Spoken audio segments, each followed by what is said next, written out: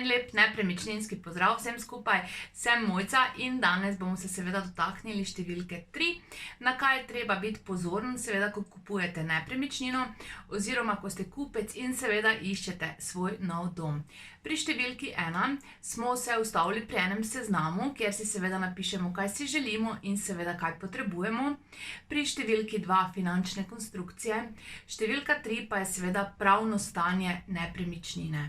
Na kaj je treba biti pozoren, tukaj se bom recimo dotaknila zemljiške knjige. Treba je preveriti, če so slučajno kakršnekoli plombe in treba je seveda preveriti, kaj so te plombe in seveda je treba tudi preveriti, če je morda vpisana kakšna hipoteka, mogoče kakšne služnosti, tako da dajte lastnikom, ki prodajajo ta stanovanja, seveda naročiti ustrezne izjave, recimo, če je hipoteka, rabijo lastniki izjavo hipotekarnega upnika.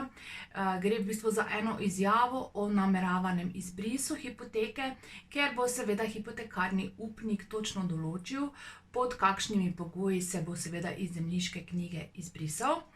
Tako da tukaj bodite res pozorni, da se ne bi zgodilo, da bi bil slučajno dolg hipoteke večji od seveda vrednosti nepremičnine. Pri služnostih pazite recimo, da nima mogoče kaki sosed kakšne služnosti, da lahko recimo hodi po vaši zelenici ali pa kaj podobnega, teda te služnostne pogodbe tudi poglejte dobro. Naslednja zadeva je pa vsekakor nekaj, kar ni v zemljiški knjigi in je treba biti pozoren, ker dostikrat se kupci zanašajo samo na zemljiško knjigo. Torej kaj? Recimo dostop. Ponavadi so te ceste urejene in seveda stranke niti ne pomislijo na to, da bi mogle preverjati še dostop. Zdaj recimo, če je vpisana občina na cesti, do katere pridete do vaše nepremičnine, je ponavadi to urejeno in je notri vpisano javno dobro.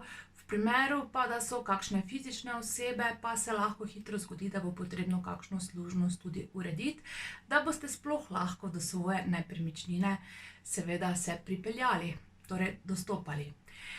To je ena taka zadeva, recimo, ki je ni v zemljiški knjigi. Potem recimo tudi zakonitih predkupnih pravic ni v zemljiški knjigi, torej recimo v večstanovanjskih stavbah, recimo pri kmetijskih zemljiščih in še druge zakonite predkupne pravice.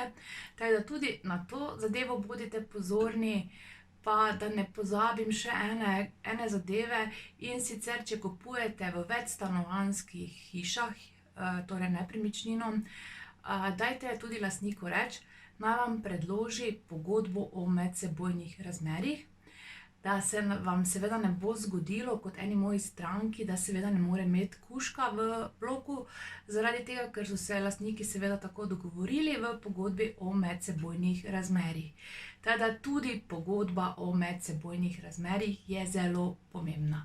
Naslednja zadeva pa še tudi, da ne pozabim, je pa seveda gradbeno dovoljenje in uporabno dovoljenje, tako da tudi te zadeve morate pridobiti in tudi tega ni v zemljiški knjigi. Teda pravno stanje nepremičnine definitivno dobro preverite in zato seveda najamite strokovnjaka, ki se seveda na to spozna. Čau!